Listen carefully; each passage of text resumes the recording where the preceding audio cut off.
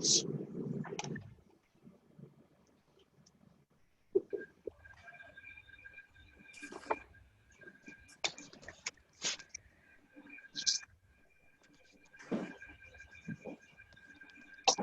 a lot of people were at music. What? Not a lot of people were at music.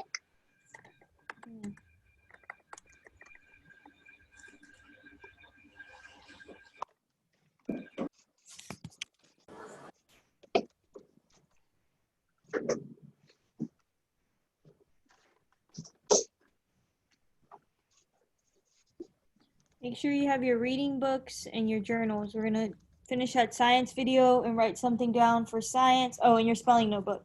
And then Okay. we'll move on to reading. Okay. We get our spelling notebook. Oh, here it is.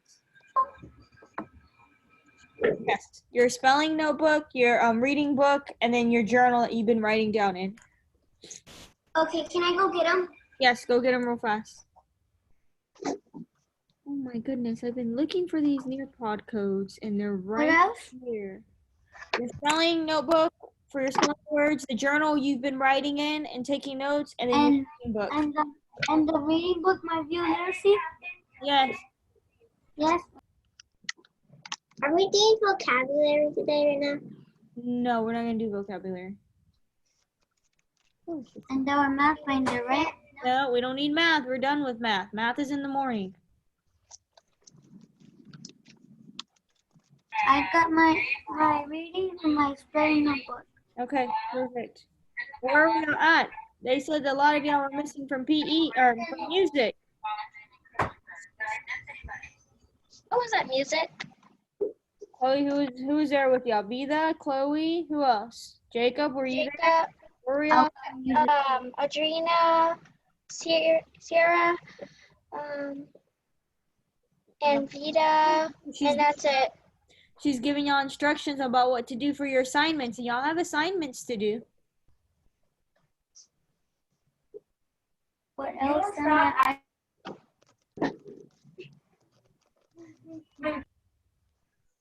And if you're not going to music for whatever What reason, else am I supposed to get? you need to be doing your assignments during that time. Because she has assignments too that she's taking for a grade. So What else am I supposed to do?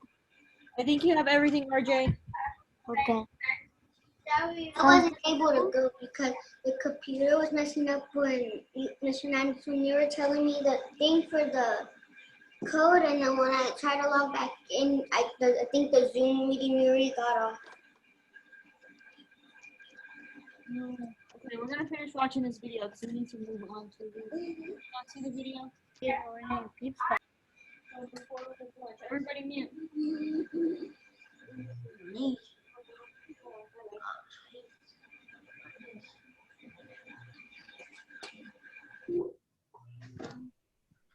Recycled materials.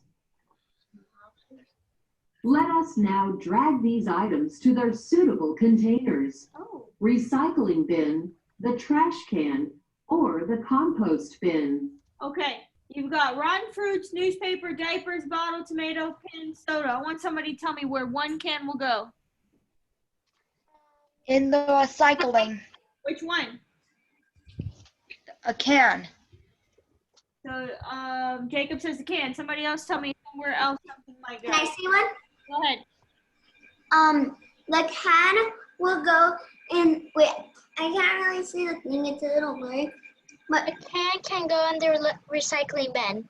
Yep. So we got the can. Water bottle. The water bottle can go into the recycling bin. What else can go in the recycling bin? The newspapers. Newspaper. Okay, that's it. Right? Yes. The Newspapers. Old newspapers can be into new newspapers. I said earlier, what's gonna go in the trash can? a diaper. Diaper. That's probably. What else? There's one more. A pen. Pen. Okay, good. And then what's gonna go in the composting one? The rotten fruits and the tomato. Yeah, good job. Fruits and tomato. What about the water bottle going into the recycle? should be taken to the compost bin. The diaper and pen go to the trash can. Right. And the newspaper, bottle, and soda can go to the recycle bin. I was right the whole time with the can. What are other ways to care for Earth? We can save our natural resources. These are things in nature that we use. We use water, food, air, plants, and energy. What are the ways we can save them? Save water when you take a shower. Try to use less water. Turn the water off when you're not using it. You can collect rainwater in buckets. Use it for watering a garden. Use it That's a really good idea. outside. We can plant a garden to help the earth. We can make compost for our gardens. That means collecting the plant materials we don't use. Compost helps your garden soil. You can collect banana peels, apple cores, and other things in a bucket and mix it into the soil.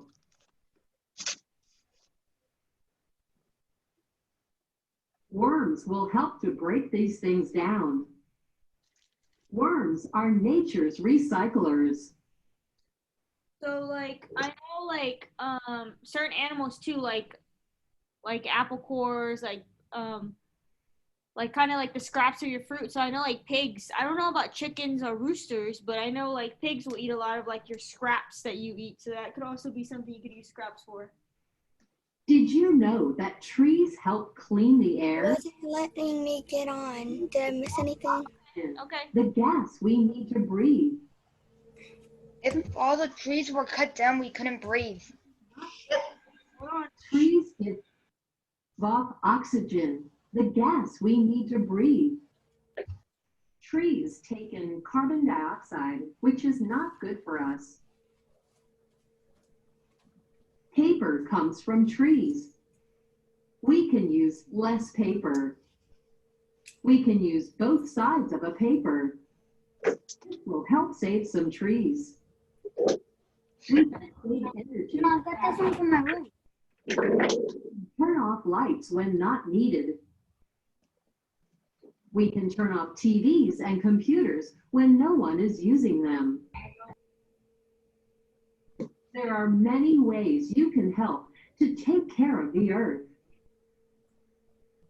You are the earth's most important natural resource. Here is the summary of the lesson. Okay. We have something. I try to get that document camera. Write down in our journal that you've been writing in. I guess Natalie, you might have. It's going to be the journal that we've been writing in. We have something to write down in it about science. Let's see. Let me share my screen. The 3 R's: reduce, reuse, recycle. Before we move on.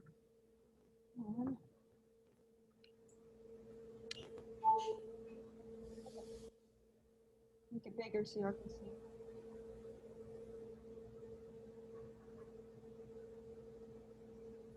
You're writing this down in your journal that you've been writing in. I think most of you have been writing science in that one journal we started with. So reduce. We can walk instead of driving our car.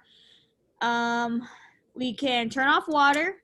We can carpool, so that means maybe if your friend lives down the road from you, you can catch a ride with your friend that day or every other day. Turn off the lights, take short showers, and then save electricity and ride a bike.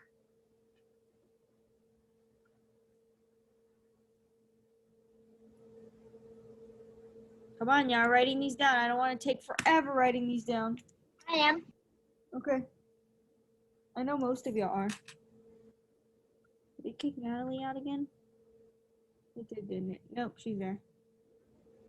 And reuse, that'd be closed books, bags, boxes. Recycle water bottles, soda cans, newspaper, and cans. Oh, it has cans on there twice.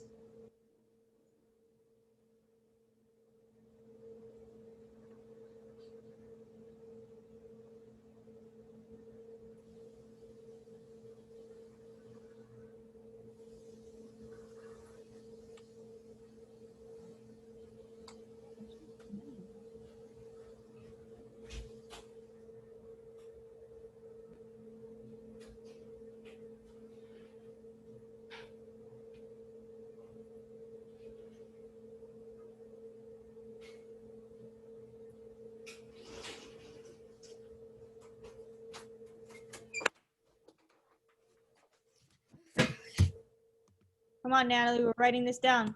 We're gonna get behind. Okay.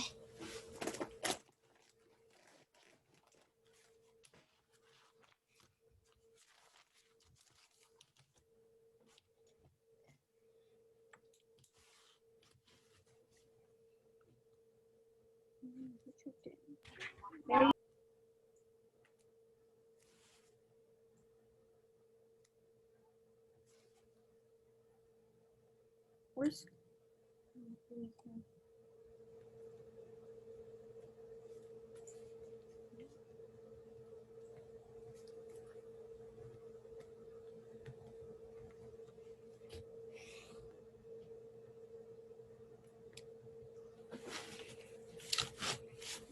R's? There's actually 4 R's if you include repurpose. So you got reduce, reuse, recycle. Is he doing, what book does he need right now? Where this is science. So if he has a science journal, I don't know if he has a science journal or if he's just using one journal. Yep, you have a journal here. Let's go. We're just copying this down. Okay. I'm gonna do that now. And we'll be going into reading next. So if you want to have his spelling notebook and his My View book next to him.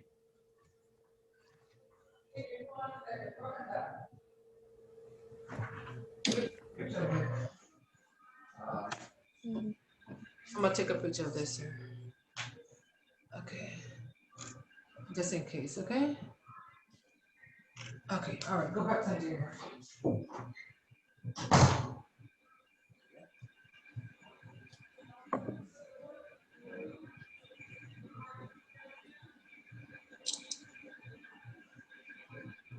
I wish we had doing class. We could be doing activities.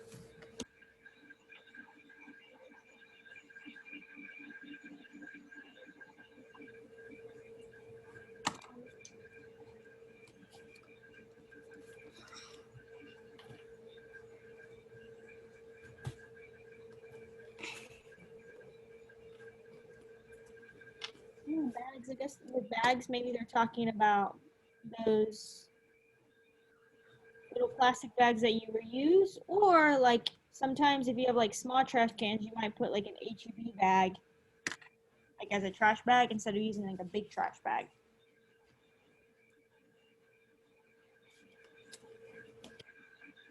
And books, reusing books, maybe you would give a book to your younger sibling after you'd finished reading it if you are close in age.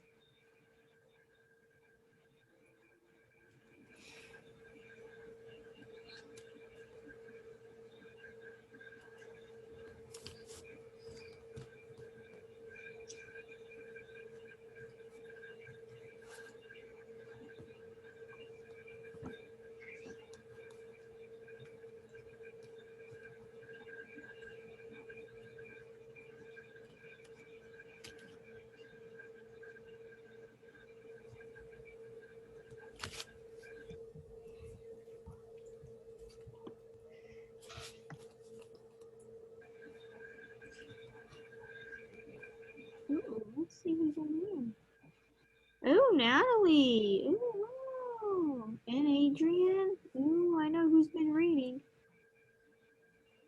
Huh. Wow, you get to have lunch tomorrow with Miss Putnam. Ooh, yay.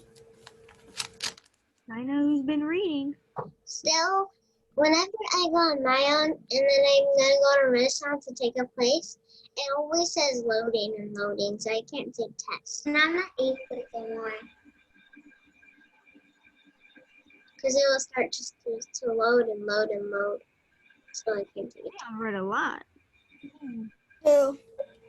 Well, you read 226 minutes between the first week. Y'all should have had plenty of time to read for 30 minutes.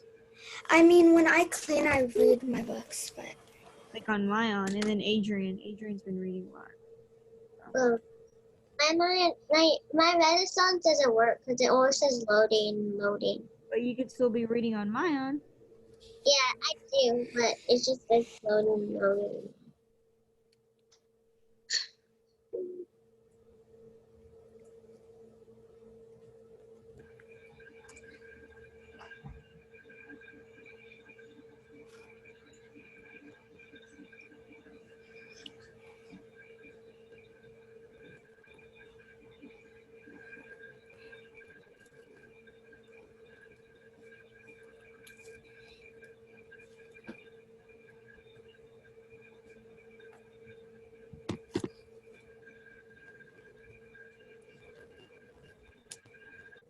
I'll send y'all to the link in a little bit.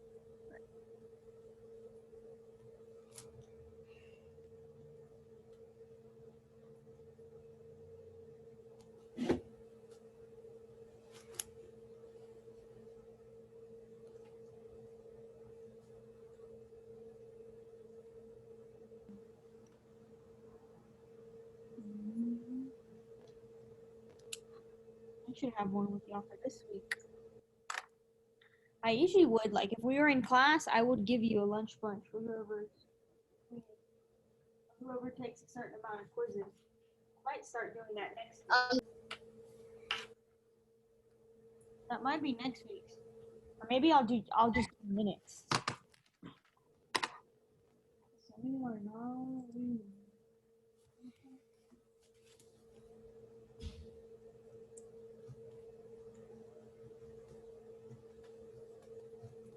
That might be what I do next week. Yeah, I'll do a lunch bunch for y'all.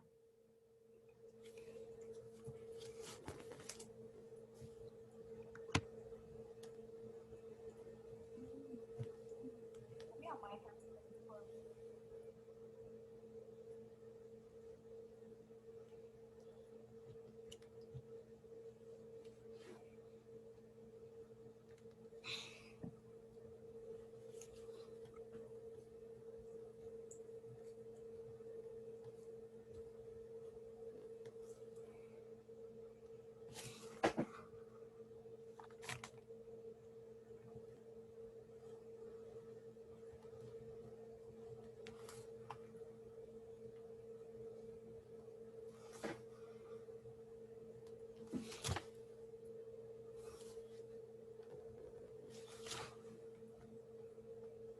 You know when you're done. Oh. Ms. Hernandez, Yes. which one is what is the first word on recycle? Water bottles. Okay.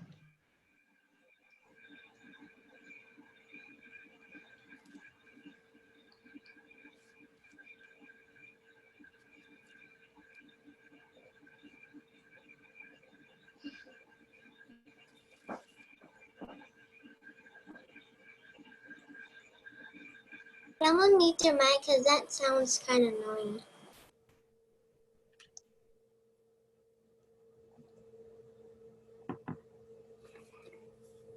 Jacob, you got this done? I guess some of y'all are reading too, but some of y'all are reading your own books. I guess that doesn't count. I'm done. Okay. With it. Can you put the ones that finished in a breakout room? No, I'm not putting you on a breakout room. We're gonna go into reading into our spelling. As soon as we get done with this, I'm giving them a couple more minutes. You got read. Oh, we're not gonna go into. No, we're not going into a breakout room. We're gonna do our spelling.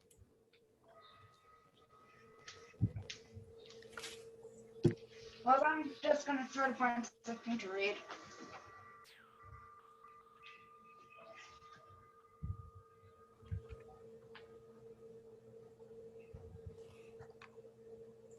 our spelling.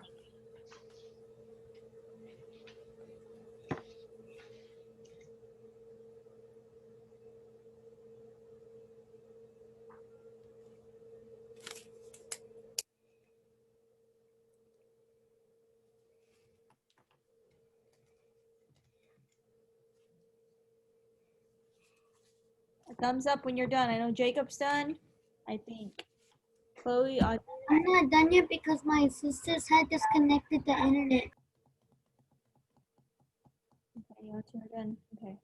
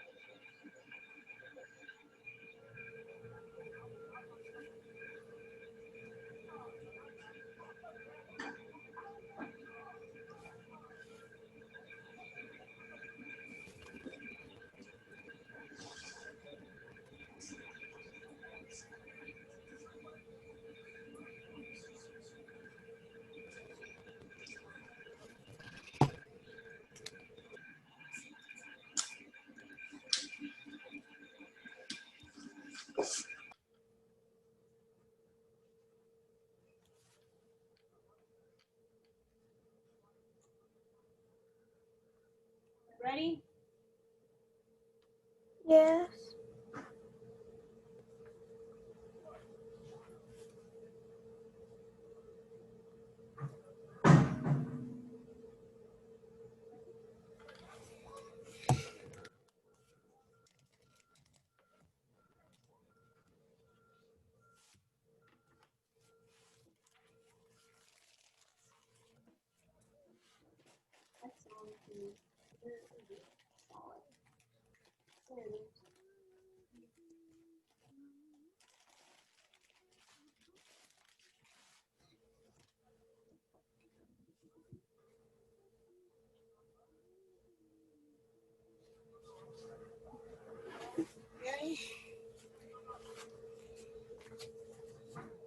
Ready to move on?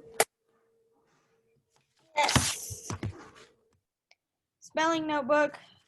I'm gonna play the video and then I'll come back and show y'all what we have down for y'all that don't get it down. Make sure you have your spelling notebook that we've been writing our spelling words in. We have 5. We're only doing 5 words today. We're not doing 10. We'll do 5 today and 5 tomorrow. I'll play the video so that we can go for school.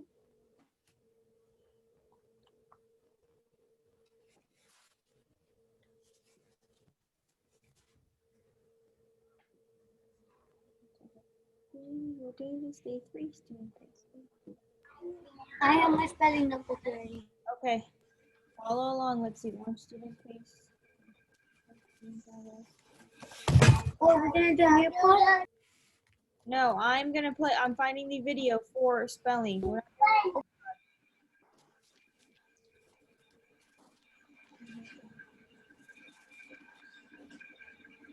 Okay.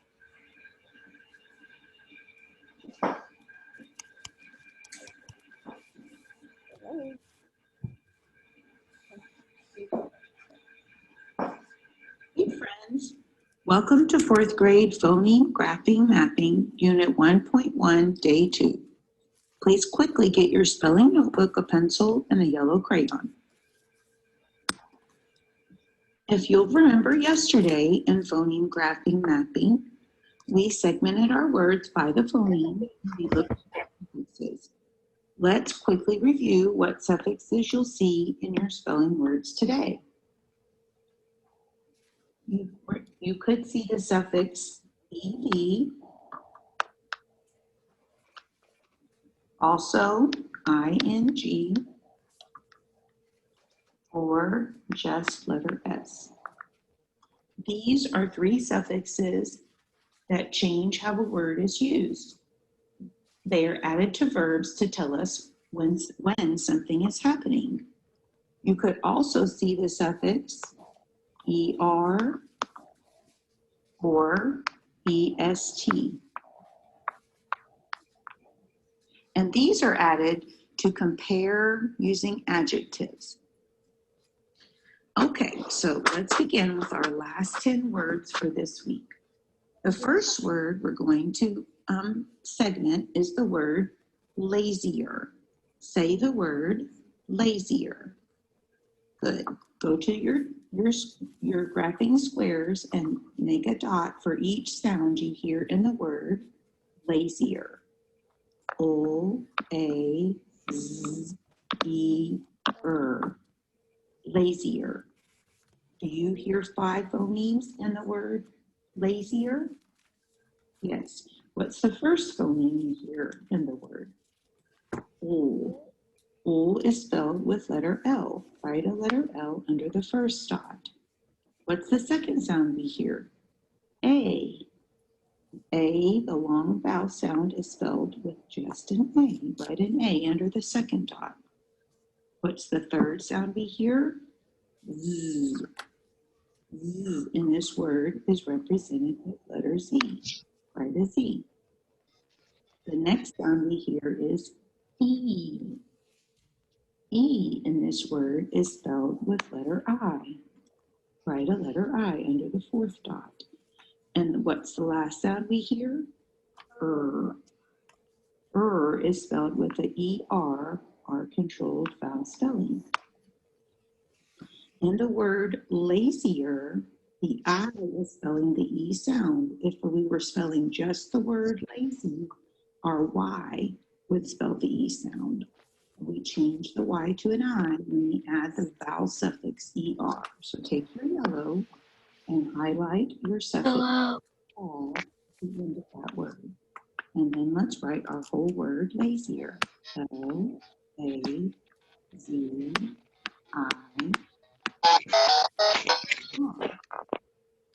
Lazier. Good.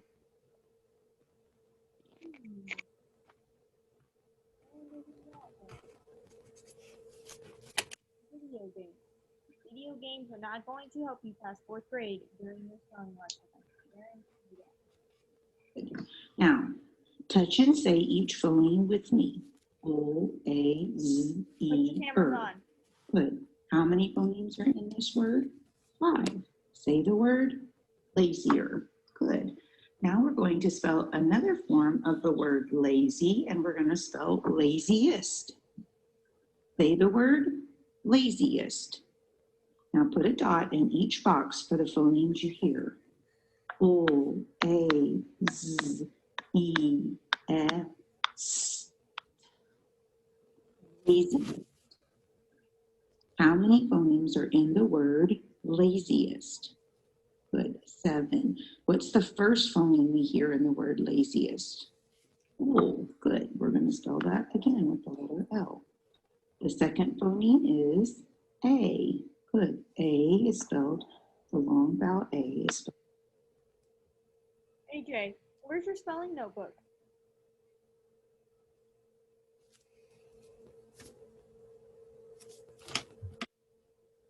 I see you with your game out, and I'm going to assume that you are the one playing your game because I can see you and you are not writing your spelling words down. You are showing your game to everybody.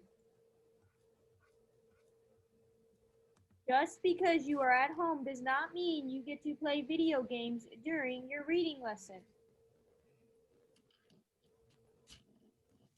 It's not I will let everybody else go have playtime, and when you are stuck here doing spelling with me again, it's not going to be fun. Turn your camera back on, AJ. It is not playtime. Just because you are at home does not mean you get to play whenever you want. That goes for anybody else. You had your lunch Yes, ma'am. that you could have played with, your toys. What a question. Everybody else is following along. I'm sure they're tempted to get their video games out too. They're not. Start with just an A in laziest. What's the third sound you hear? Z. Z is represented with letter Z. The next sound we hear, E. E again is spelled with letter I because we changed our Y to I. What's the fifth sound we hear? Eh.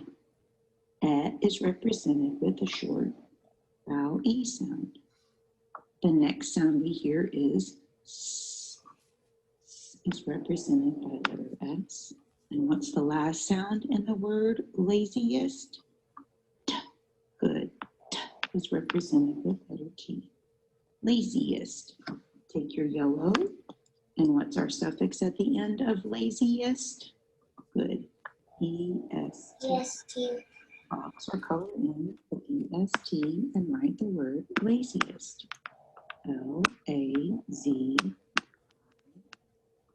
L-A-Z-E-S-T. Touch and sound out each phoneme in the word laziest. O-A-Z-E-S. How many phonemes did we hear in the word laziest? 7. How do we say the word? Laziest. Great. Number 3. Our next word is earlier. Say the word earlier. Good. Touch each box and draw a dot for the sounds you hear in the word earlier. E-er. Earlier. Now, you're going to be surprised when we see this word. There are only 4 phonemes or sounds in the word earlier, but there are many more letters than that. So let's write the sounds we hear to represent each phoneme.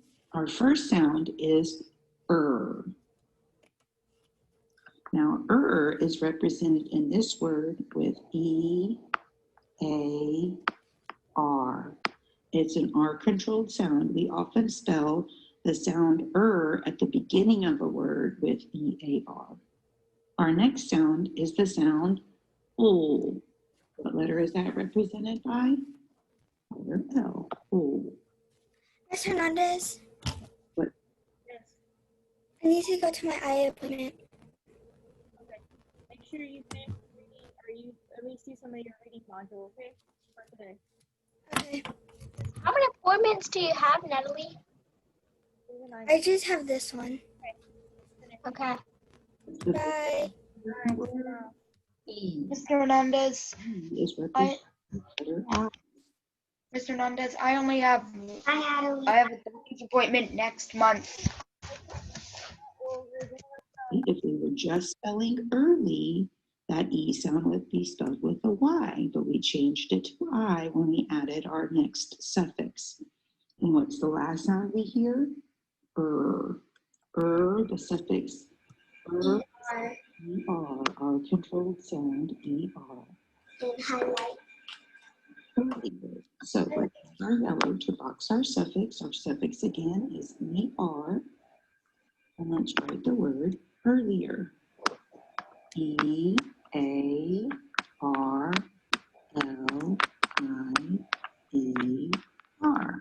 Earlier. Now, next we're going to write another form of this word, and we're going to write earliest. Okay, so say the word earliest. Touch a digit, put a dot in each grapheme box for the sound you hear. E-S-T. Earliest. How many phonemes are in the word earliest? Good, 6. What's the first sound we hear in the word? Remember what 3 letters I said say at the beginnings of many words?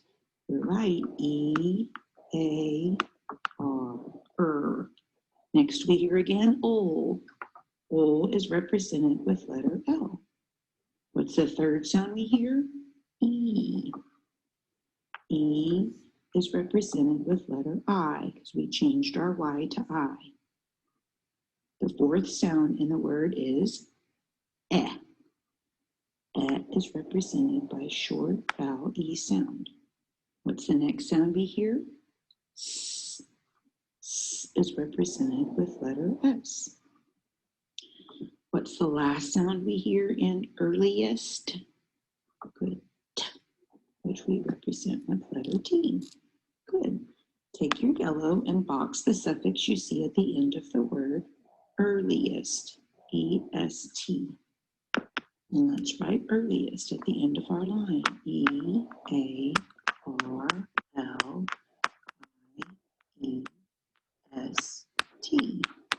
Earliest. Great. The next word we will be segmenting is the word supplies. Say the word supplies. Now, let's put a dot for each sound or phoneme we hear in the word supplies. S, p, o, I, z. Supplies. How many phonemes are in the word supplies? 6. What's the first phoneme you hear? S. What do we represent the S sound with? Good, letter S. What's the second sound we hear? Is the short U vowel sound, so we're going to spell it with just a letter U. Put that under the second dot. What's the third sound we hear? P. P. And the word supplies is spelled with 2 P's. So put 2 P's. What's the fourth sound we hear? O. O is represented with letter L. What's the fifth sound we hear? I. I in this word is spelled with just long vowel I. If we spelled the word supply, our long I sound would be spelled with a Y. But since we're adding a vowel suffix, we're going to change our Y to I. And the last sound we hear is Z. Z in this word is spelled with E-S. So our suffix in the word supplies is our ES. We changed it to mean more than one supply. And now we're going to write the word supplies at the end of the line. S-U-P-P-L-I-E-S. Supplies. Touch and say each phoneme with me now. S-O-I-Z. Okay, we're gonna stop right there. Let me see. Some of y'all are about to get, I think, rewarded for doing it. I really like spelling. Chloe, with the K, hold up your notebook. That's fun. That's fun. Write your name. I want to see your notebook. Your spelling notebook. Camera. Here, What? put it closer. I have a spelling notebook right here. Put it closer. Let me see. Lita. I can't see. Okay. Mariah, let me see it.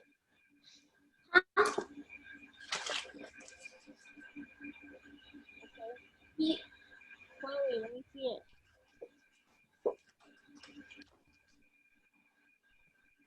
I can't really hear you. Okay.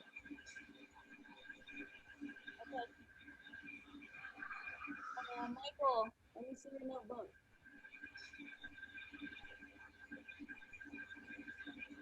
Michael.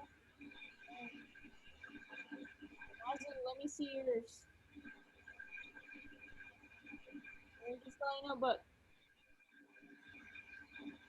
I saw yours, Michael. Okay. Let me see.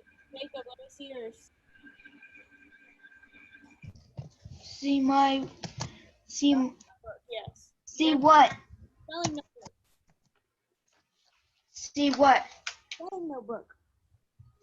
Oh, my spelling notebook? The ones we just did. Good. Sierra, let me see yours. Everybody's camera needs to be on right now. I was working while I had my camera off. Sierra, let me see your spelling notebook. I saw you writing them down earlier. Show me your spelling notebook in your camera.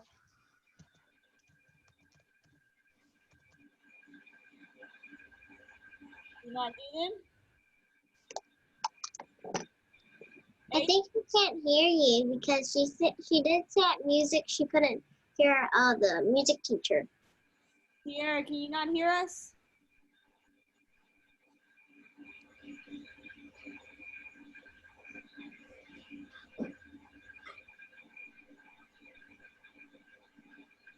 Can you hear us? Can you hear us? I think she can hear us. Adrina, let me see yours.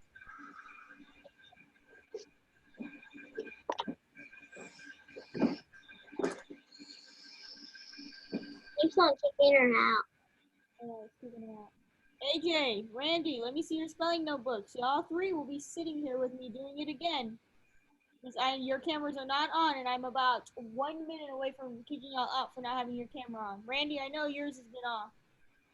Your brothers and sisters. AJ, let me see yours. Move it down. I can't see the top. Did you write these 5 words? Where are the rest of them?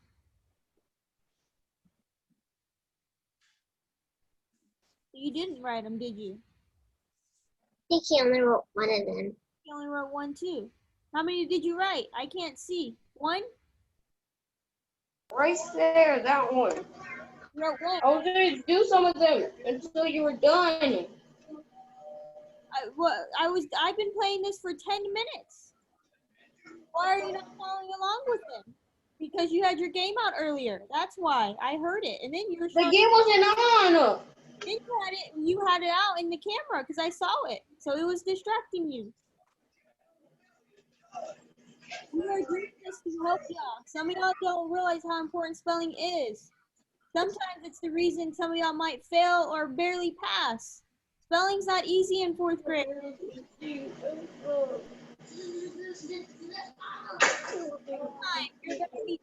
are going to be in a room with me. We're going to be working on this. The rest are going to get a free time because they were working along with us.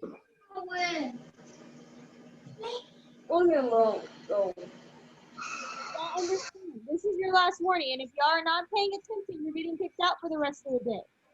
I know I don't want to kick you out. You cannot follow along. These assignments are in Canvas. You can always go back and do them yourselves, or you can take responsibility and go do it yourself later while we're doing it in class. And some of y'all that just want to sit there and do nothing, don't think I'm not paying attention. And for the ones that are doing things, you will be rewarded eventually. Y'all understand? Just because, I have to keep saying this, just because you're at home does not mean you get to play around with toys, not pay attention. You still have school. You still have grades. There's no more, oh, you completed that assignment, that's it, or you didn't complete it, it's incomplete. There's grades. You get 70s, 80s, 90s, 100s, and you can get 60s and 50s if you're not doing your work. It's not like it was in the spring where you get to free ride and you complete half an assignment, I'm going to give you 100. That's not the way it works. Y'all understand? Most of y'all that I see did it.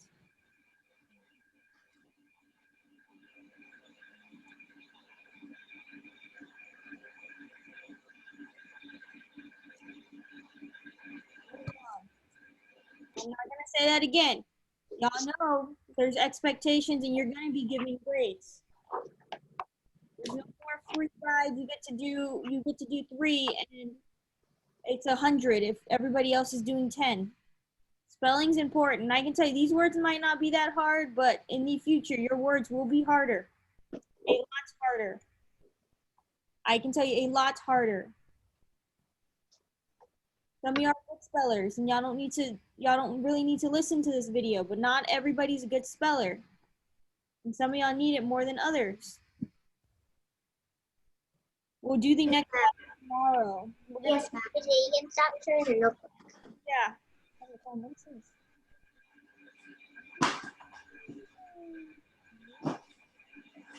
Actually, we're gonna read our story for the day. That's what we're gonna do. The outer space one? Yeah, the outer space one. Have your reading book with you, your My View book. And you're gonna be following along because we're gonna have questions to answer out of it. To get my view? Yeah, your My View. Yeah. Okay, I've got it. Natalie's not here, Adrian's not here to talk y'all out of getting in trouble. They're the ones that normally answer everything, and they're not here today.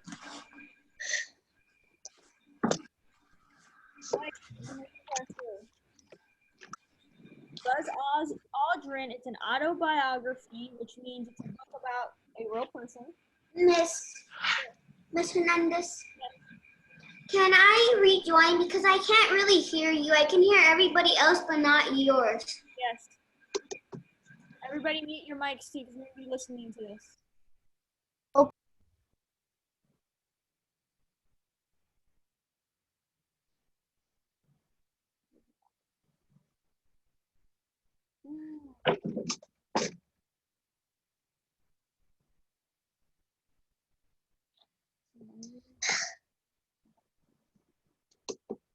Wait, what page is the story? It's going to be on page 19. It's called Reaching for the Moon.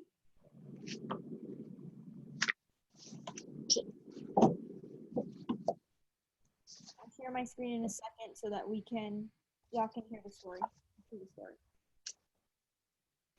Whew. AJ, you have your My View book so you can follow along. What? Okay. Just making sure. I couldn't hear you because it was glitching up. Okay, My View, right here. Can you see? Page, your green one, 19. Technology is not our friend. Technology is not our friend. Where's it at? Where's it at?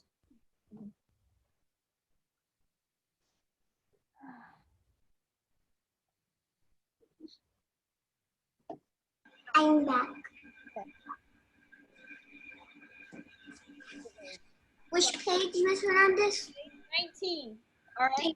Start on 20. Go to 20. It says Reaching for the Moon by Buzz Aldrin. So it's an autobiography about Buzz Aldrin, written by Buzz Aldrin. So he wrote a book about himself.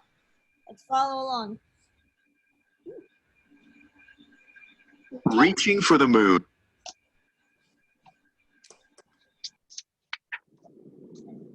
By Buzz Aldrin. The name my parents gave me was Edwin Eugene, but the name my sister gave me was the one that would stay with me all my life. Since I was the only son, everyone in my family called me brother, but my sister Faye Ann, a year older than I was, could only manage to say Buzzer. Later, it got shortened to Buzz, and no one ever called me anything else.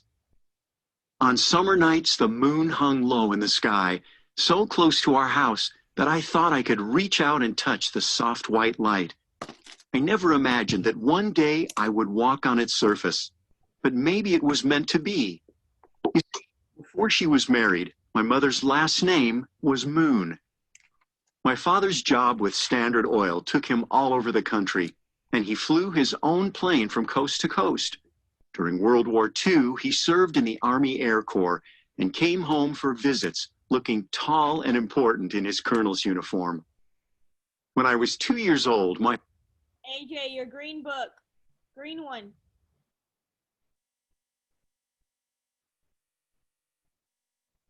Yes, page 20.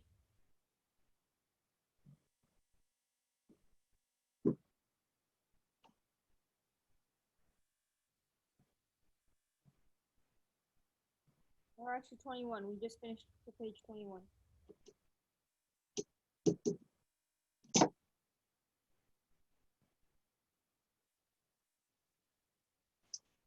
Okay. Father took me flying for the first time in a small, shiny white plane painted to look like an eagle. I was a little frightened as the plane shuddered into flight, but mostly I was thrilled. I loved the speed, the sense of soaring high above the earth, supported only by the air passing around the metal wings. One day I would fly in a different machine called the Eagle, but that would be many years in the future and a very different kind of adventure.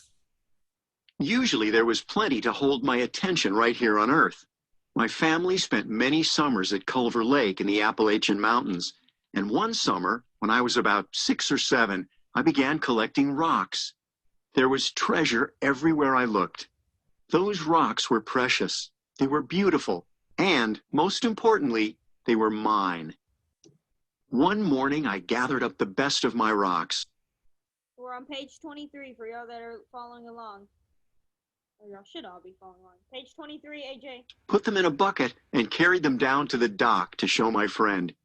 He wanted a rock. I didn't want to give it to him. At the top. We're at the top, that like the second paragraph, I think. He pushed me, bucket and all, off the dock. I wouldn't let go of my rocks, even though the weight of them pulled me down. The light at the surface slowly drifted away. When my friend's father pulled me out, I still had my arms wrapped around the bucket. I knew that if something was important to you, you had to hold on. Determination, strength, independence. Those were the qualities I worshiped in my favorite movie hero, the Lone Ranger. I went to the movies every Saturday, and sometimes I even snuck in through the fire escape when I didn't have the money to buy a ticket. I felt just like the Lone Ranger the day I set off to ride my bike across the George Washington Bridge to New York City. 10 years old, I pedaled 20 miles down unfamiliar roads and busy streets, past neighbors and strangers, out into the unknown. Just like the Lone Ranger, I didn't need help from anyone. It took me all day, but I found the way and did it myself. Almost every day I played some kind of sport, from swimming to high school track to pickup games of football in the park across the street.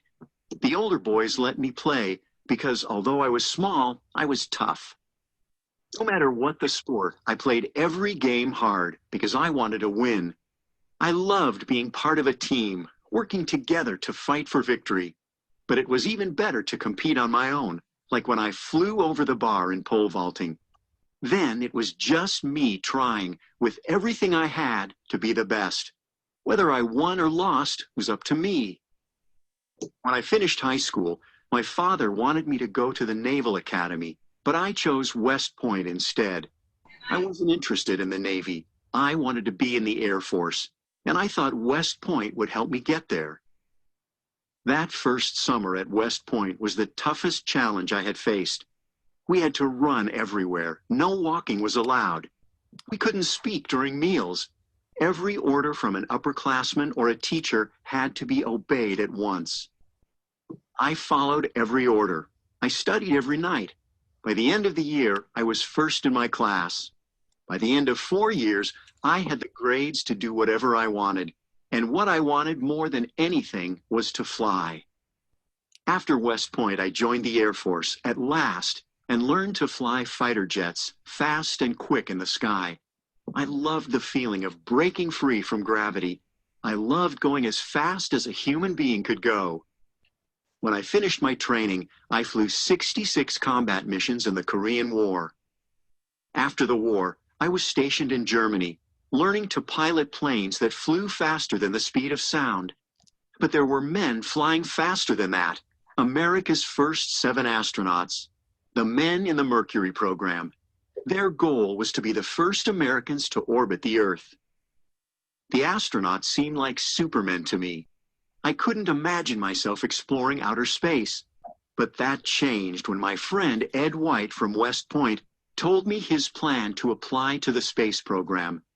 That was when I realized that the Mercury astronauts were pilots, just like Ed, and just like me. I already flew the fastest planes on Earth, but Mercury was a brand new adventure. It was America's first step into space, and I wanted to be a part of it.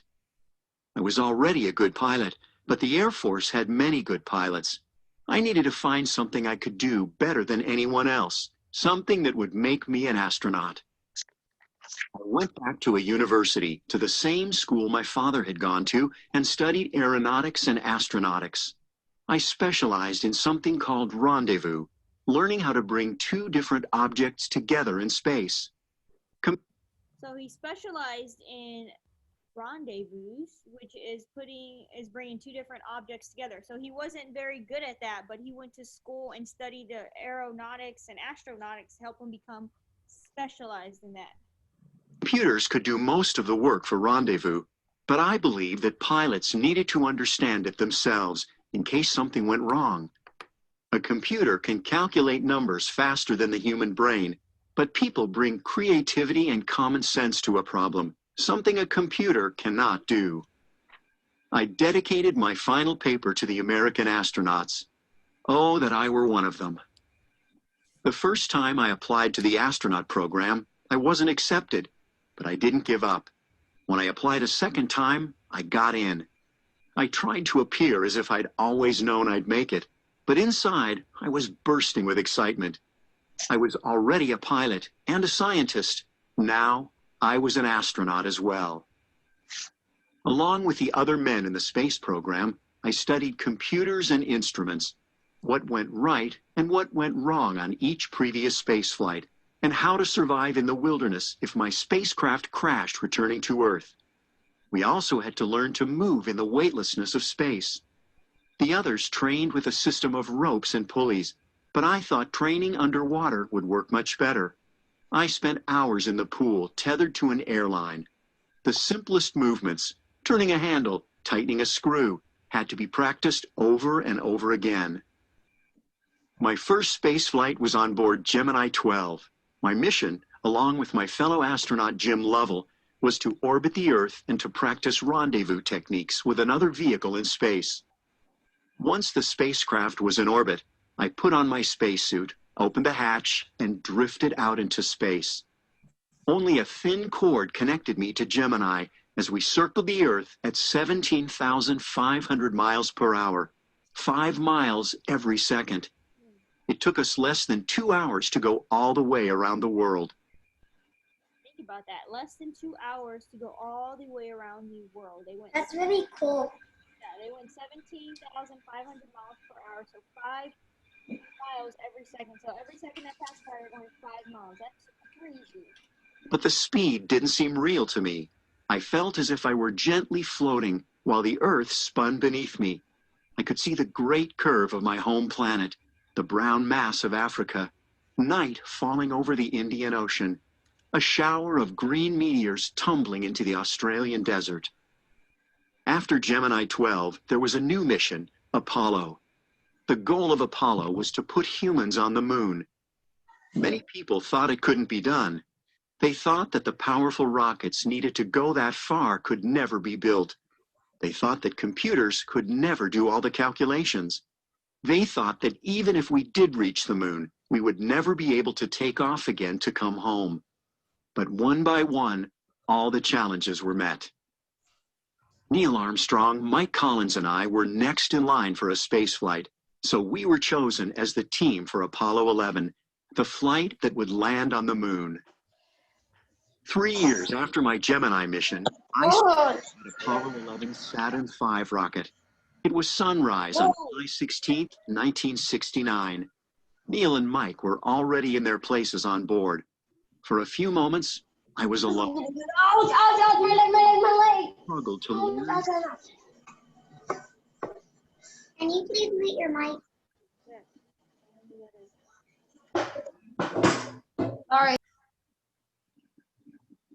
Compete to succeed so that I could be what I was in that one moment, an astronaut on a mission to the moon. I felt nothing but calm confidence. I was sure we would make it there and back. It was time for me to board. Neil, Mike, and I lay side by side on 3 couches tightly strapped in. Beneath us, I heard a rumble, like a faraway train. But as we lifted off, the movement felt so gentle that if I had not been looking at the instruments, I would never have known we were on our way. Outside the window of the Apollo 11, the Earth grew smaller and smaller. At last, we were so far away that I could hold up my thumb and block the bright disk from my sight.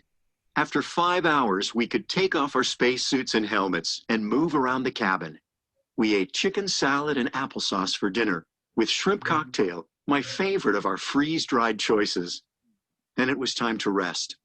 Wrapped in sleeping bags, we floated above the couches, comfortably weightless. For this time, Apollo 11 was our home, a tiny bubble of air and warmth speeding through the icy cold of space. 4 days after launch, and after traveling 240,000 miles, we were in orbit around the moon. Apollo separated into 2 parts, Columbia, where Mike would wait in orbit, and the Eagle, the lander. The Eagle was powerful enough to take Neil and me down to the moon's surface and back up to Columbia. But its walls were so thin, I could have punched a pencil through them if I had tried. The computer had chosen a spot for the Eagle to land, but through the window we could see that it was too rocky. We couldn't rely on the computer to land the Eagle safely. We would have to do it ourselves. Neil took control. I called out to let him know how far we were from the ground. 200 feet, 100, 40. By the time the Eagle landed, we had used up almost all our fuel, with only 20 seconds left to spare. But we had made it. We were safely on the surface of the moon. I grinned at Neil. There was no need to say anything. We had work to do. Flight and space flight had always meant motion to me, but now the Eagle stood perfectly still. Neil and I put on our spacesuits. Neil climbed out first and descended Eagle's ladder to the moon's surface.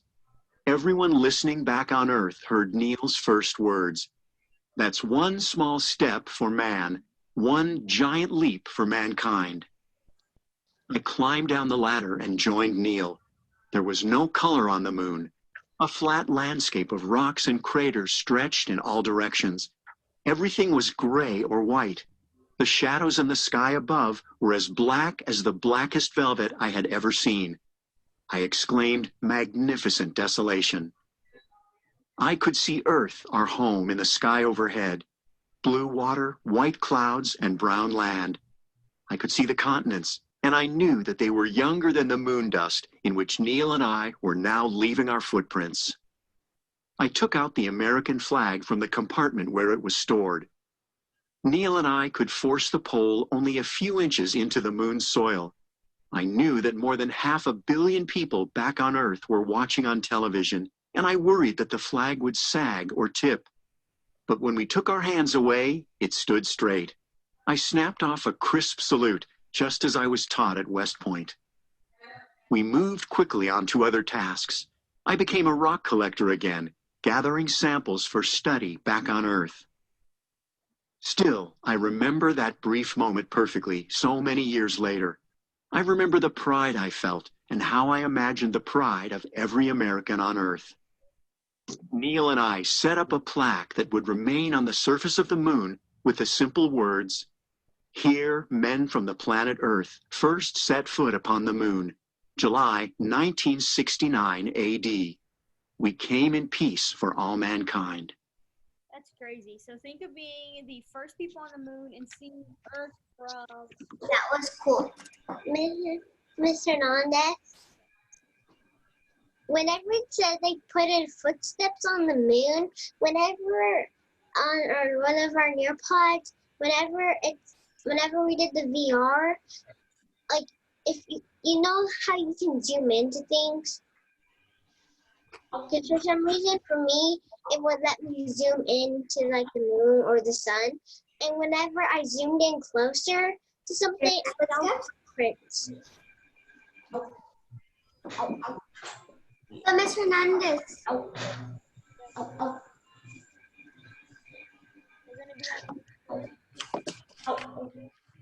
We go to that page.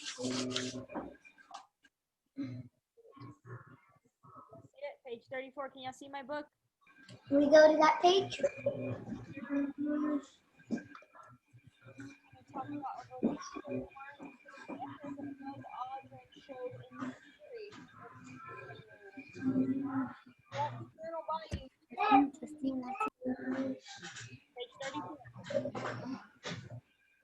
We have determination, independence, specialized.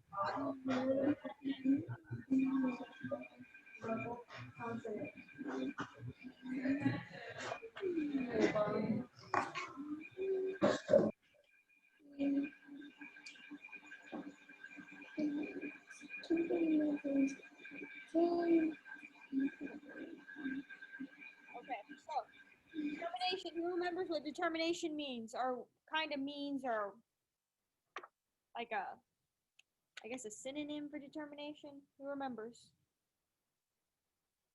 Who remembers what determination is? If you have your journal, you can use your journal. Let me find it. You don't have to flip back and forth, but I'll find it for you. Determination. Nobody remembers what determination means? Determination, the will to achieve a difficult task. When did Buzz Aldrin show determination in the story? Was he accepted into the space program on the first try? Y'all remember? Was he accepted into the space program after the first time? Y'all remember? Anybody? Are we able to look back? Yeah. Okay. I don't know where it's at, but it's on page, let me see. I think it's like 24.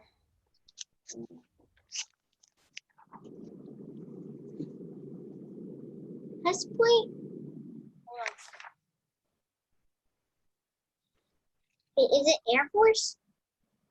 Oh, right here on page 25. Look, y'all don't have to flip back. I'll flip back. The first time I applied to the astronaut program, I wasn't accepted. Wasn't accepted. When I applied a second time, I got in. So did he show great determination in continuing his pursuit for? Yeah, demonstrate the word that.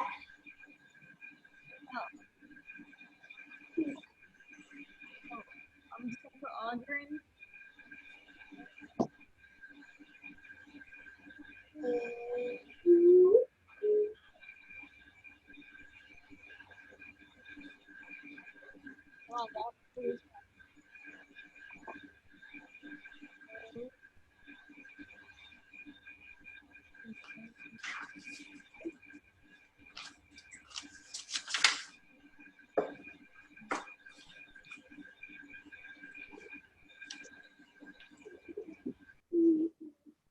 Accepted.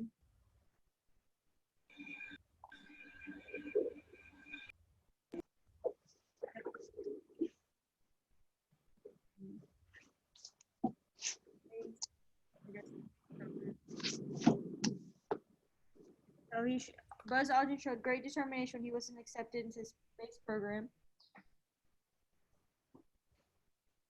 So he kept going, right? He kept going and trying again. He didn't stop. Yeah, until he got in. So if he showed great determination, what about struggled? How do you struggled in that same example or situation? Struggled means having a hard time with something. Having a hard time to get in. Which page is that? 24. So he struggled to become an astronaut, yeah. It is hard to become an astronaut. I'm gonna fill this one in. Aldrin struggled to become an astronaut. It takes a lot of attempts to become an astronaut. Or sometimes it only just takes one. I don't know.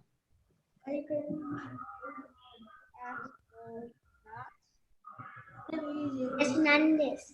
sometimes it only takes one because my cousin friend's older sister, she had a friend that had a mom, no, a grandma that was not a grandma.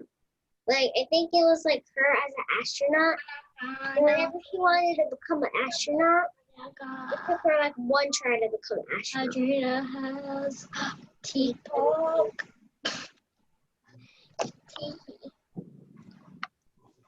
When I say go, you say go, go, go. Go, go, go, go. We'll talk about independence once y'all get done with this one. In Mr. Pretendant. Independence. There's an example when he showed independence. He did something. Talk about it in a second.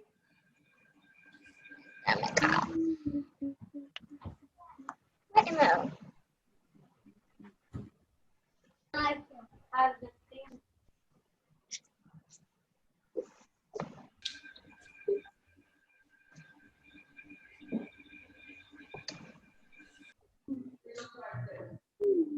Wasn't accepted into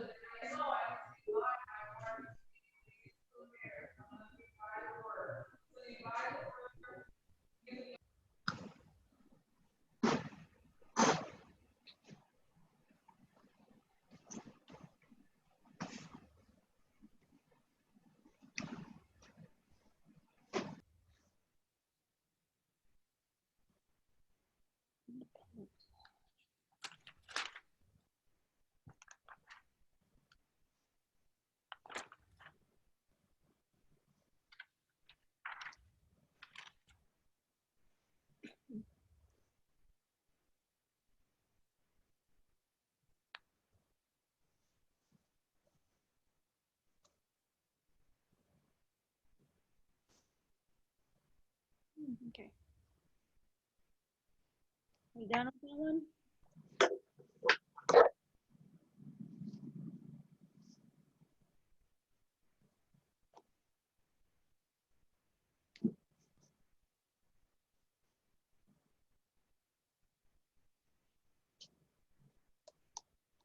Wait, I thought his name was Edward. It's Edwin, but his little sister couldn't pronounce it, so she called him Buzz. Right? Yeah. Edwin Eugene. Yeah, but then why his name is Aldrin? I don't know where. Maybe that was his last name. Maybe it was Edwin Eugene Aldrin. That could have been it. Edward Buzz. Yeah, they called him Buzz because that's all his little sister could say.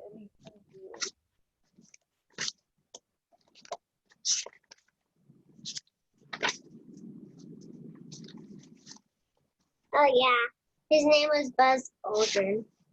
Yeah, his last name was Aldrin, but his real name is Edward Eugene Aldrin. Yeah.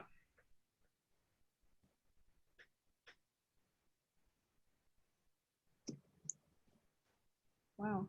Okay.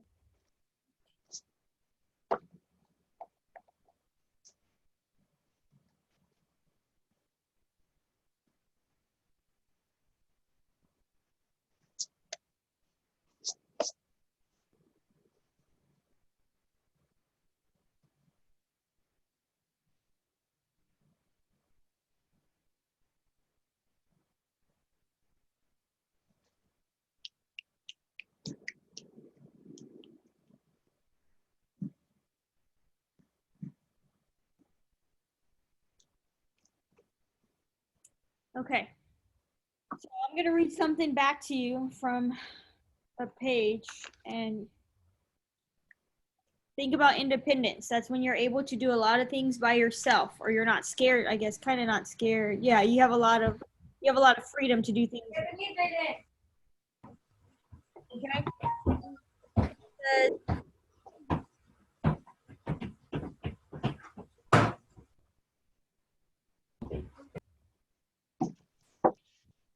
What are the other words? Well, we have independent, specialized, and confident. So let me read something too. So I went to the movies every Saturday, and sometimes I even snuck through a fire escape when I didn't have the money to buy a ticket. I felt just like the Lone Ranger the day I set off on my bike across the George Washington Bridge to New York City. 10 years old, I pedaled 20 miles down unfamiliar roads and busy streets, past neighbors and strangers, out into the unknown. He showed a lot of what? Taking that ride from New York City, or from the George Washington Bridge to New York City, being 10 years old. Only 10 years old. Determination. Determination. It could be. I guess that is kind of one too. But what else did he show? Actually, it said that he showed determination. That does show that he did show. Showed It said that 20 miles. it showed determination. There. That's what it said. What else did he show a lot of though? He went by himself. He showed a lot of Independence. Independence. yeah. So he showed a lot of independence on his bike ride from George Washington. So, I think he showed. That's not what I was important. Showed. Or he grew.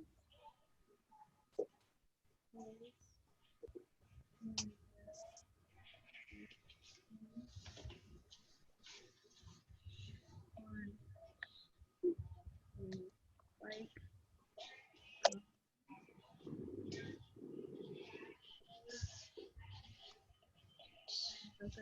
Well, we'll see the one specialized.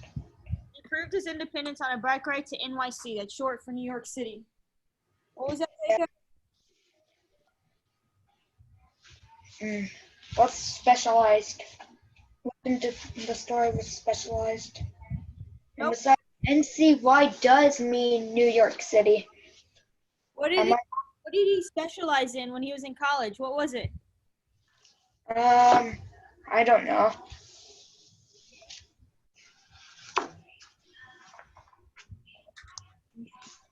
Specialized in something when he was in New York, when he was in college.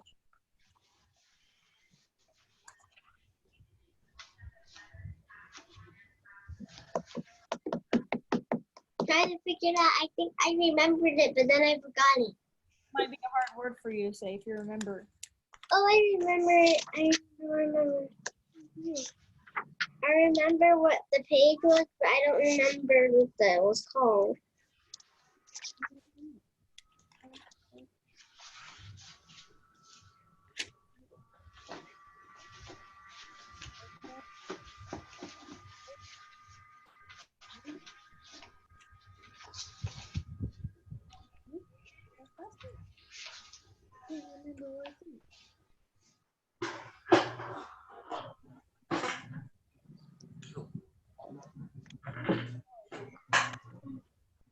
He proved his independence on bike ride.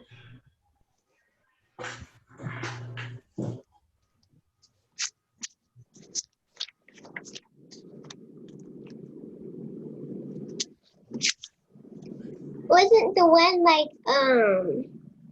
that he went back to college because like even where his dad went? Hold on, I'm looking for the college page where it said he's special.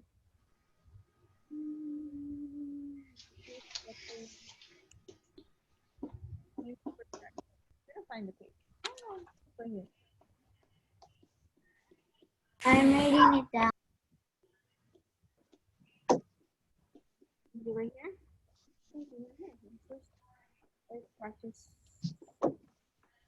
Looking for the page before it talks about that.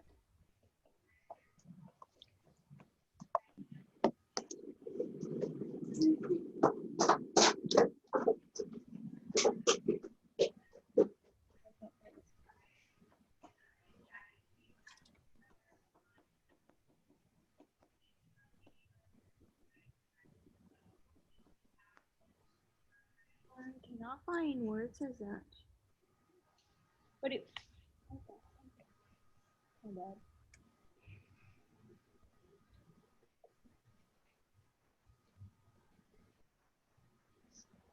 You had your phone on Do Not Disturb, right? Yes, Fernandez? I even got a scam call when I had my phone on Do Not Disturb. Where is the word? It just talks about him. Miss Hernandez, we wait.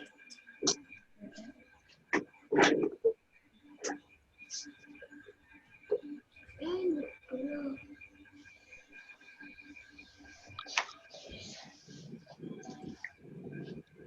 here. Yeah.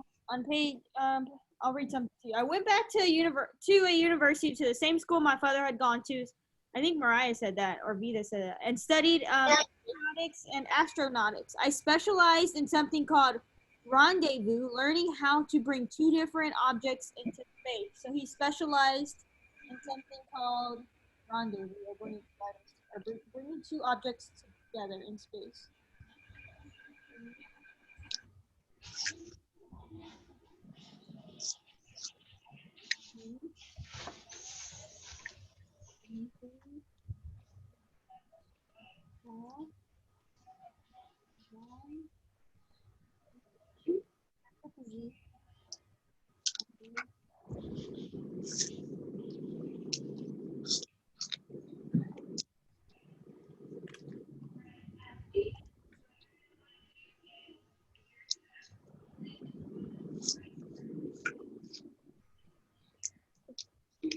Y'all can see my screen, right?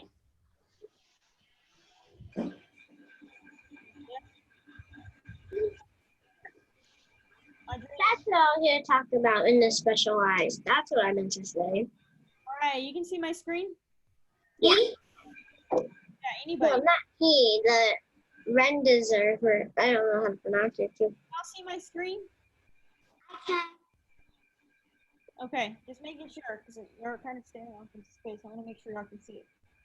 So, confidence. So, having a strong belief in something. Or a lot of.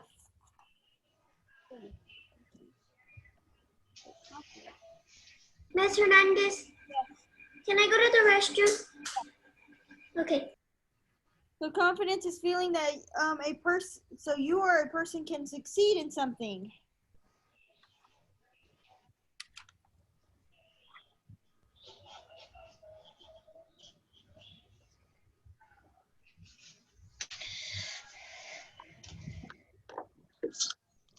So he had a lot of confidence that Apollo 11 would succeed.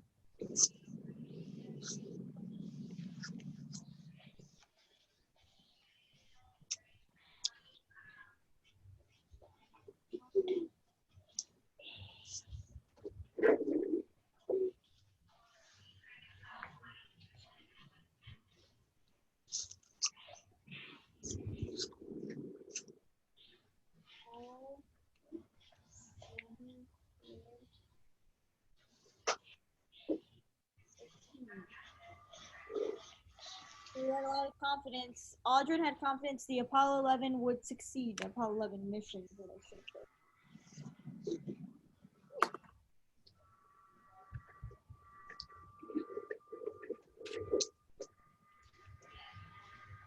Aldrin kind of sounds like Adrian.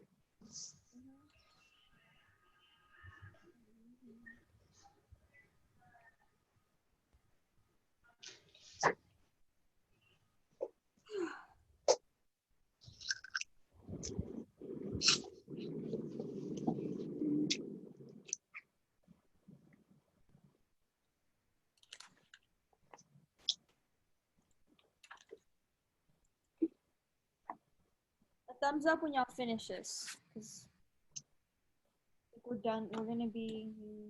No, we're not gonna be done.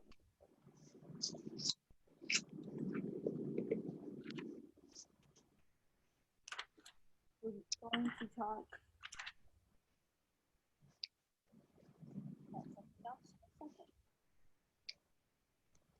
He's still writing. Vida went to the room. No, Vida's still there. Mariah went to the restroom.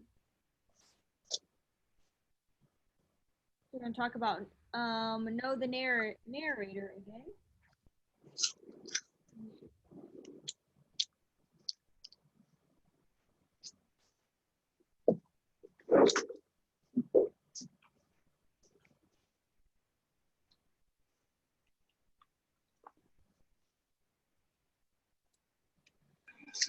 We do a thumbs up when we're done, right?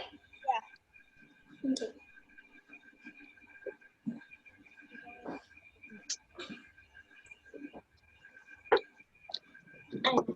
American.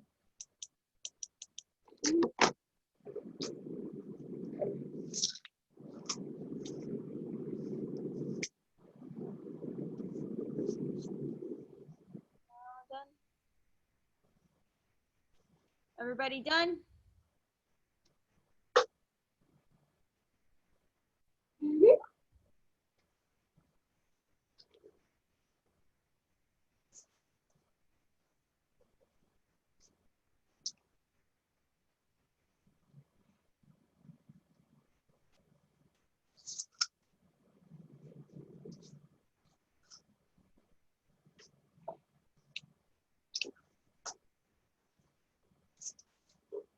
Y'all finish?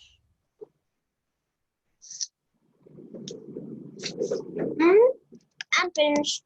Okay, I know y'all are all finished on this front part. AJ, you finished? Take your hand yes if you're finished. No if you're not. Glitching out.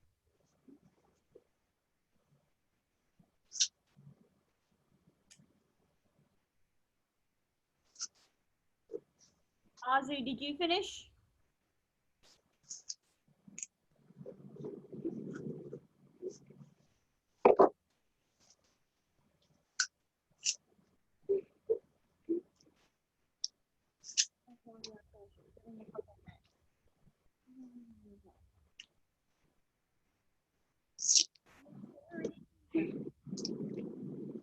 Listen to a story, then we're going to talk about the narrator, the narrator's voice, and how we know our subtext evidence. So that's evidence, that's support from the story to help you prove your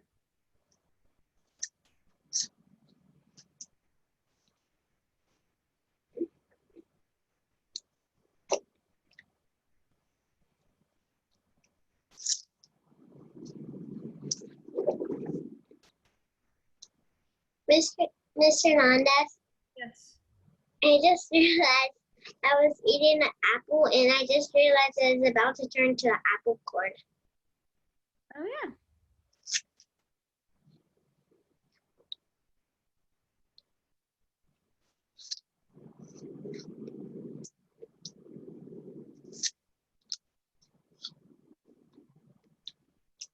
Man, that's crazy.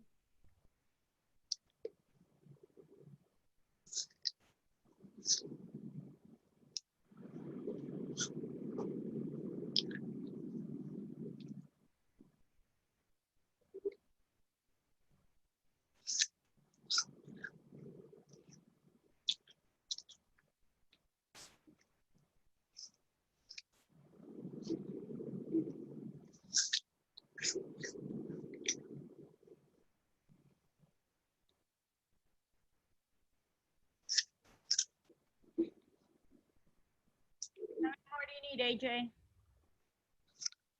What? What more do you need? I only need 2 more. Okay. Still, that's all. I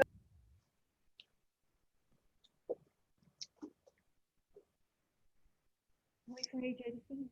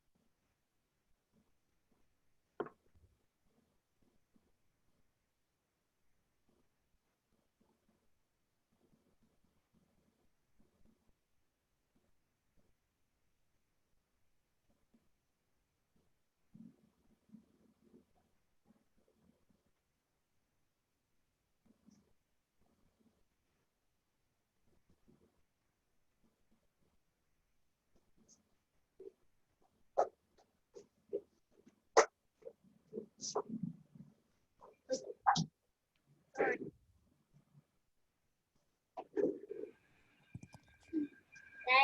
on this. I was composting my apple cord. Put it in the compost bucket. Yeah, because my mom, I asked my mom if I could compost the apple. She's like, yeah, just compost it. And she told me just to throw the apple cord in the grass so it can grow and compost.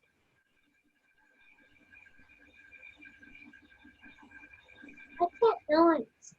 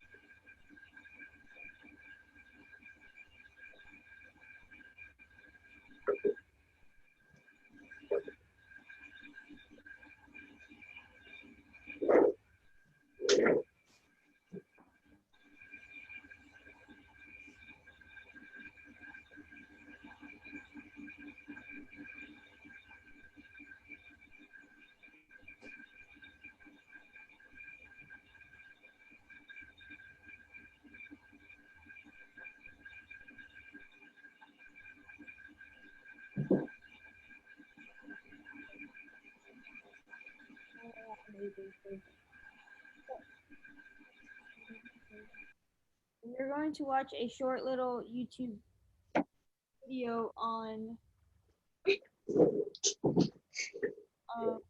about a story, and we're gonna listen. We're gonna try to figure out how does a narrator sound. Maybe from somebody's voice, you might be able to tell if they're happy, they're sad, maybe even by the words they're using. Can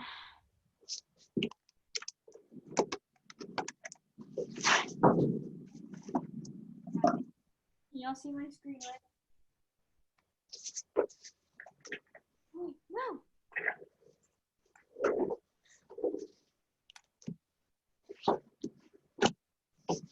Everybody, if you can mute your mics for this time.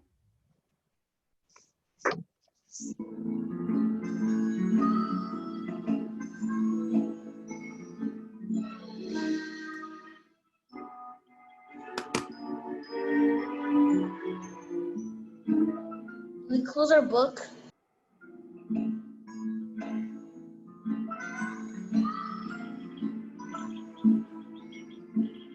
There are some good things about moving to the country, like having your own pony and being able to ride it all day.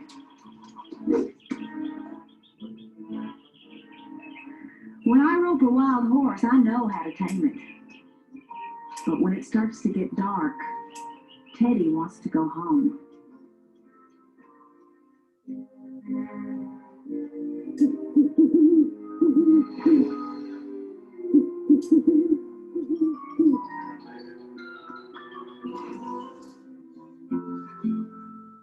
My parents asked me if I had a good ride. Yeah, I caught a beautiful horse, I told them. My mom and dad always tuck me in and kiss me goodnight. And I snuggle up with Teddy, who keeps me company. Dad said, "Sweet dreams, sweetheart." I was never afraid of anything when we lived in the city. But now, here at night, when the lights go out, I get scared. Because I can hear there's something in the attic. Right above my head.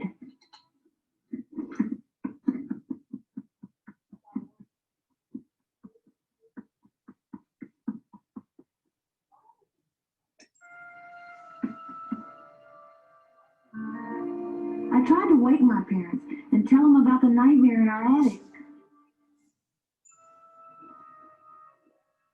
Doesn't seem to bother Mom and Dad.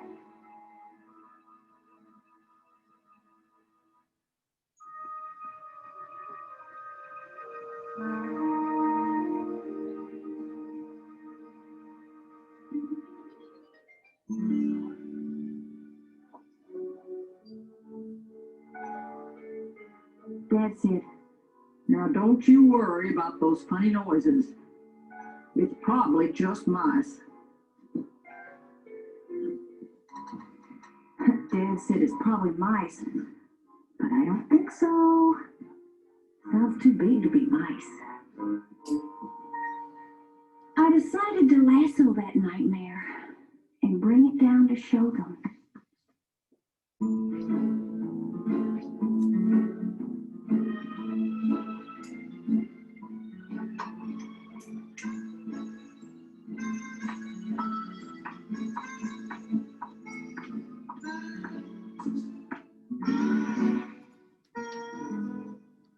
I just be brave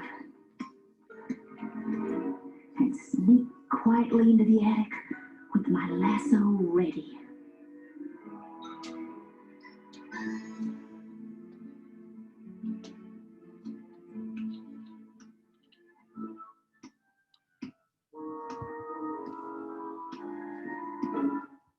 It wasn't there, but I noticed a bunch of toys I thought were lost lying in a pile behind some boxes. Something weird was going on for sure.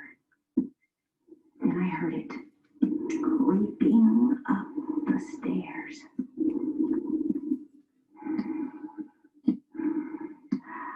There it was, standing in front of me with my brand new teddy bear it had just stolen from my room.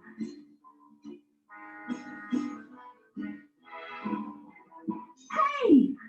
I called. "That's my teddy bear. Give it to me." "You can't have it. It's mine." But the nightmare tried to sneak down the stairs. So I chased it.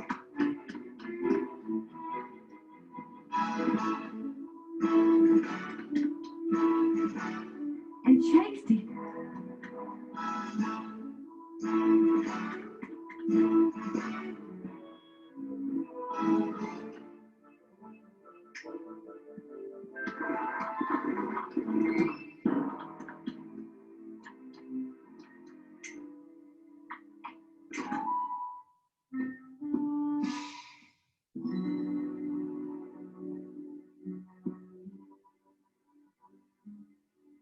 I looked for it everywhere, except behind me.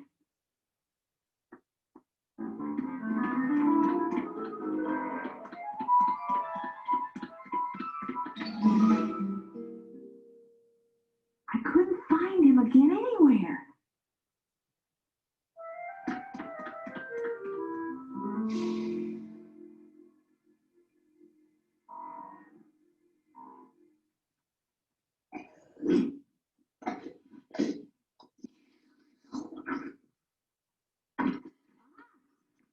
Now I've got you.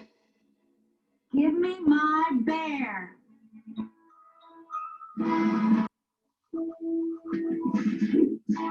Then I lassoed it. It was hugging my bear as hard as it could. It just didn't want to give it back.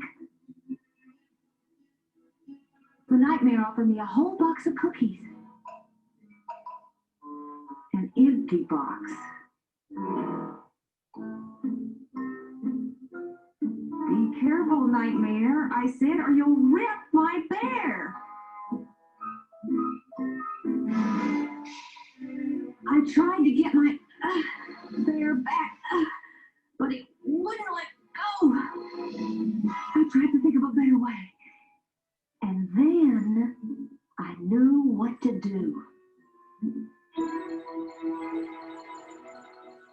Tickling didn't work.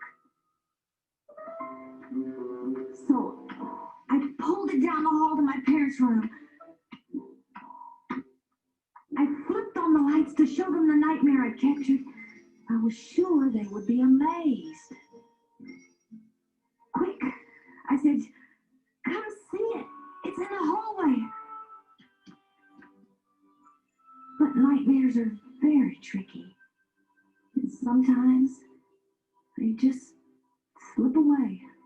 My dad just smiled and said, you have quite an imagination.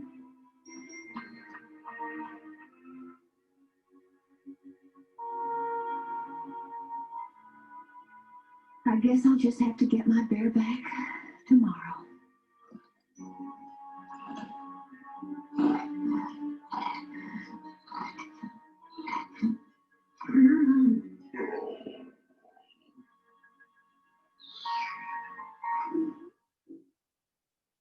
Interesting.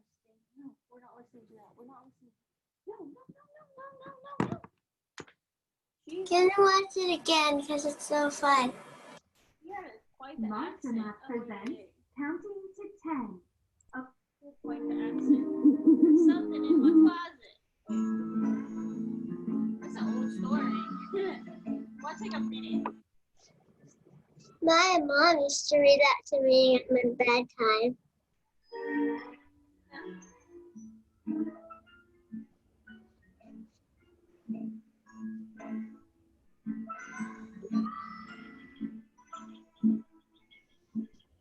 There are some good things about moving to the country, like having your own pony and being able to ride it all day. Now it's our 213, Mr. Hernandez. Long horse, I know how to tame it. But when it starts to get dark, Teddy wants to go home.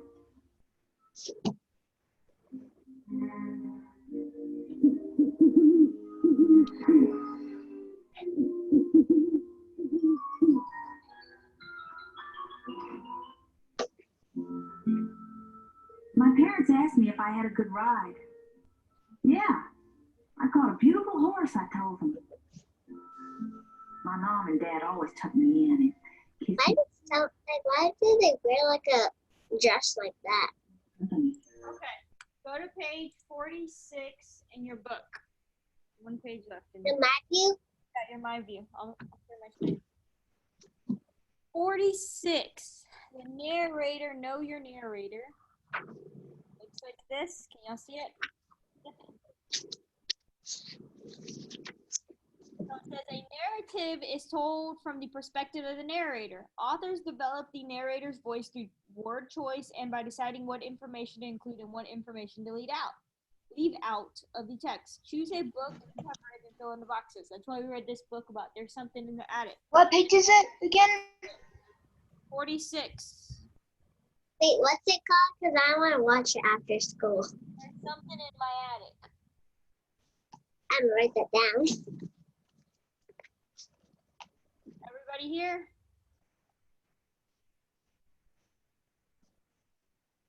Okay.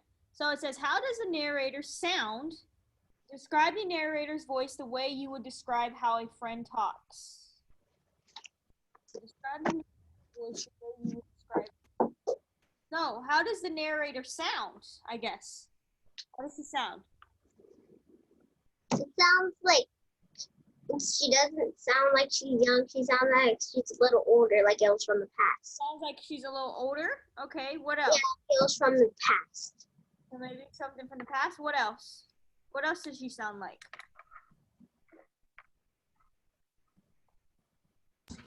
What else does she sound like? It sounds like she's reading it to someone. Reading it to someone? Okay, what else? About the way she sounds, maybe. There's something specific, or could be specific about her accent.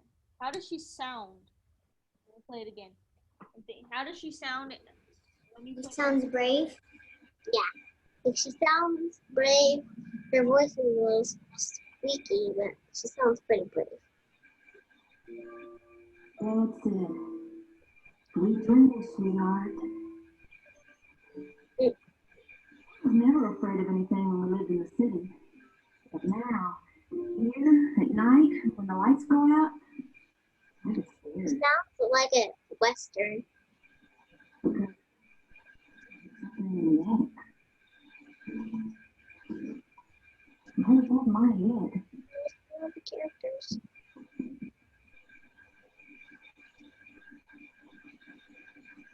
I heard Mariah say she sounds like she's Western, like she has an accent, right? Yeah, no, that was me. Yeah, that was Vita. Alright, so she sounds like she has an accent. She sounds like Western and she acts like she's Western. I'm gonna put these in the Western.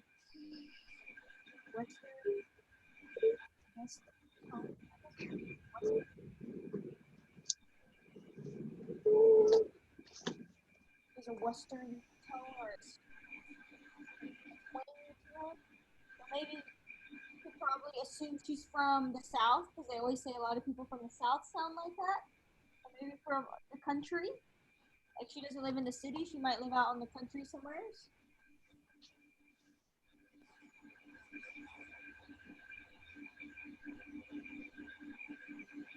An accent, Western. So she's probably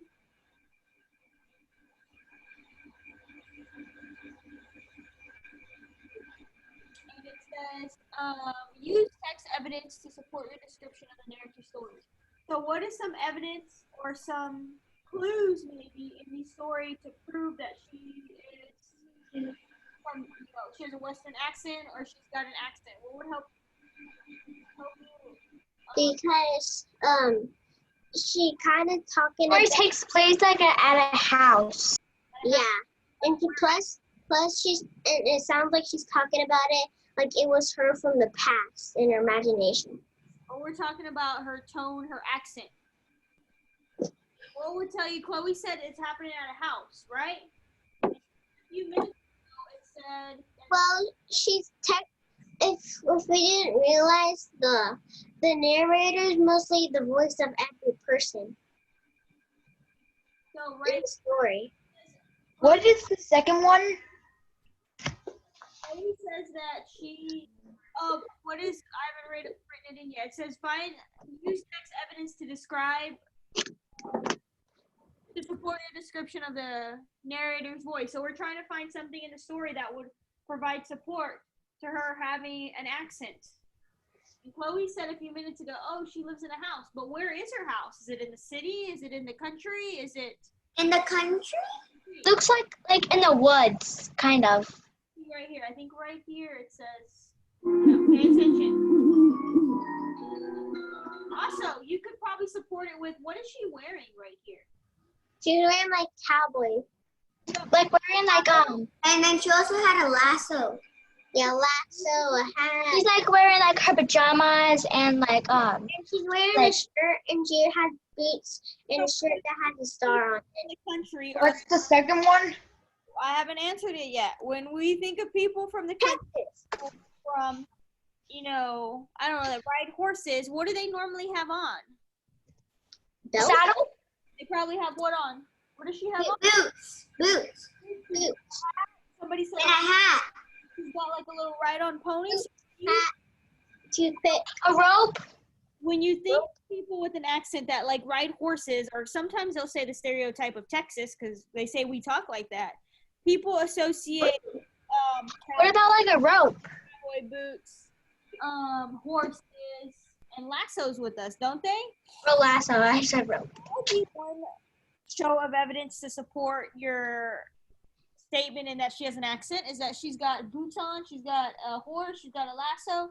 But Chloe said that she lives in a house, but where does her house look like? Is there a big city back here? No, I said the story takes place at a house. At a house. Oh, wait, let's see. Let's play right here. Right here. Let's see. It tells us right here where she used to live.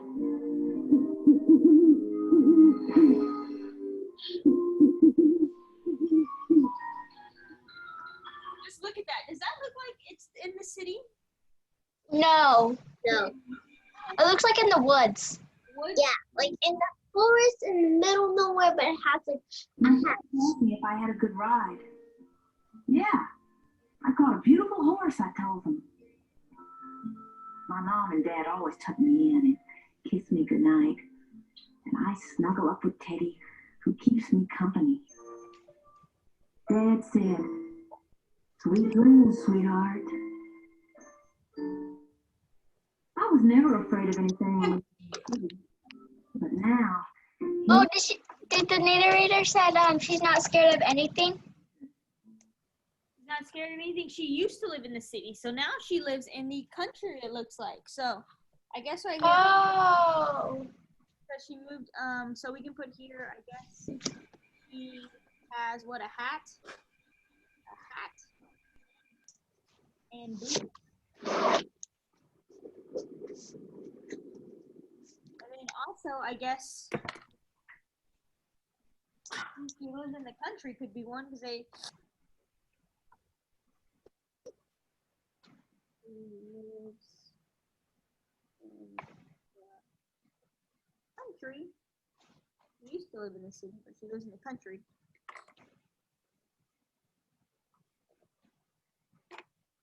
She lives in the country. She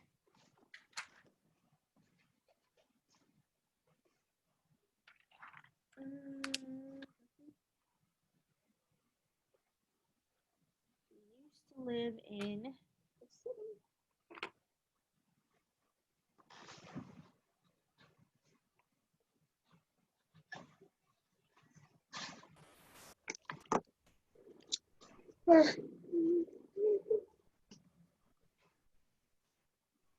Thumbs up when you're done.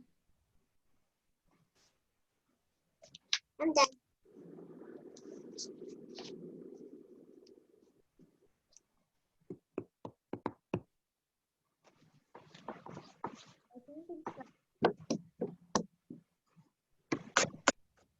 Doing social stuff. I'm going to give y'all 20 minutes. Everybody's done? Yep. Okay. No. Okay, I'll leave it up there. Hold on, I'm almost done.